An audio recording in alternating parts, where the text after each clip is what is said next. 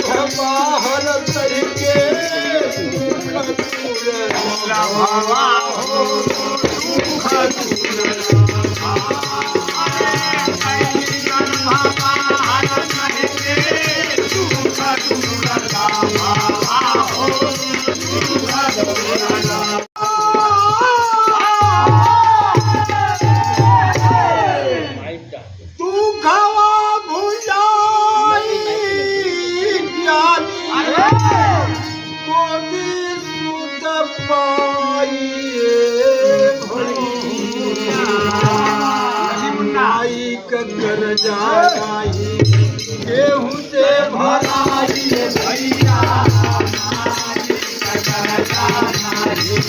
केहू से भलाई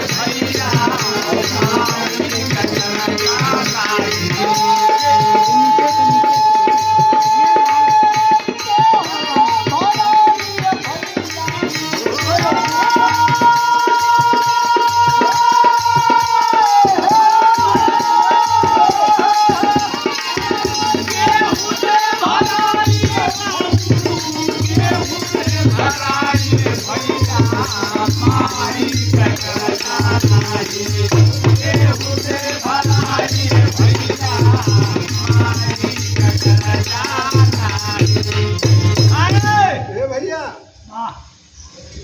माई के गोद में जब चचा बुलाओ फोन आवता तो माई का कुल तो माई भाई लेकिन आगे भइल का हां भइल अपने लाख से आवाज दे ये थोड़ा सा पाउडर मंगा लो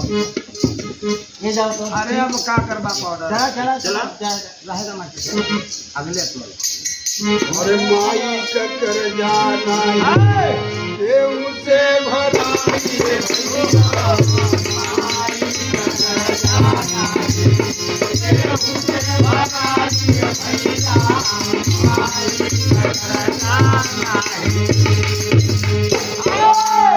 ममता कमूलहानी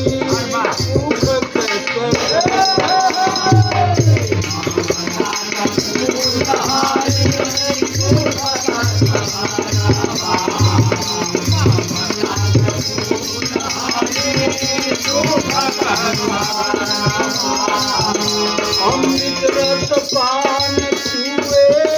माई के राजावा हो माई के अमृत रस पान छुए माई के राजावा हो माई के जय के जीवन दान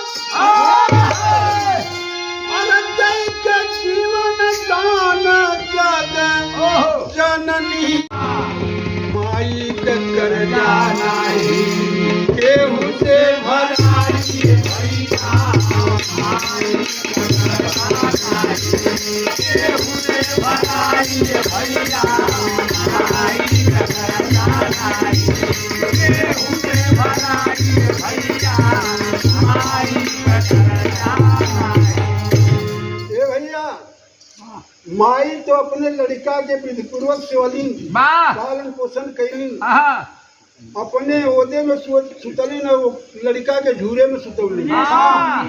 लेकिन जब लड़का सयान हो गल वही कवि जी कुछ लिख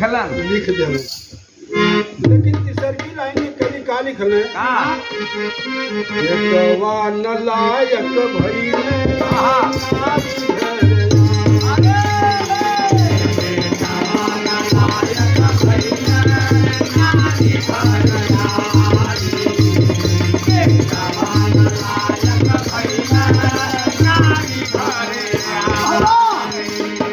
दिन रात में हरि के चहल बसाई हो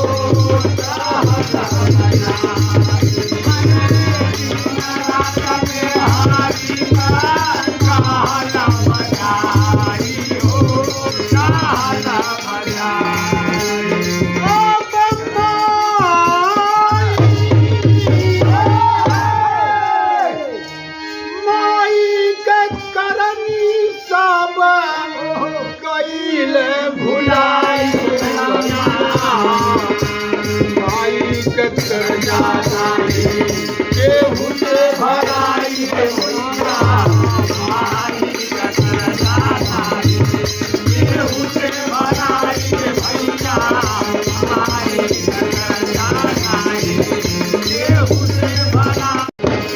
आखिरी लाइन में कवि परिचय लिखे कैसे, गुरु मोहाल हारी बन कर गए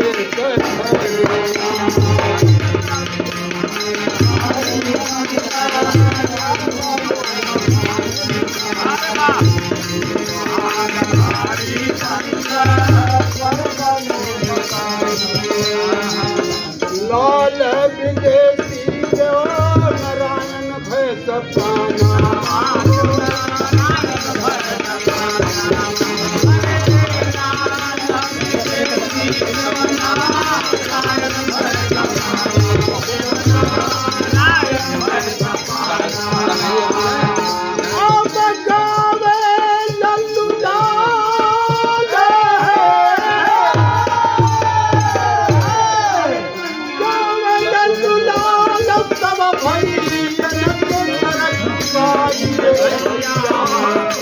आई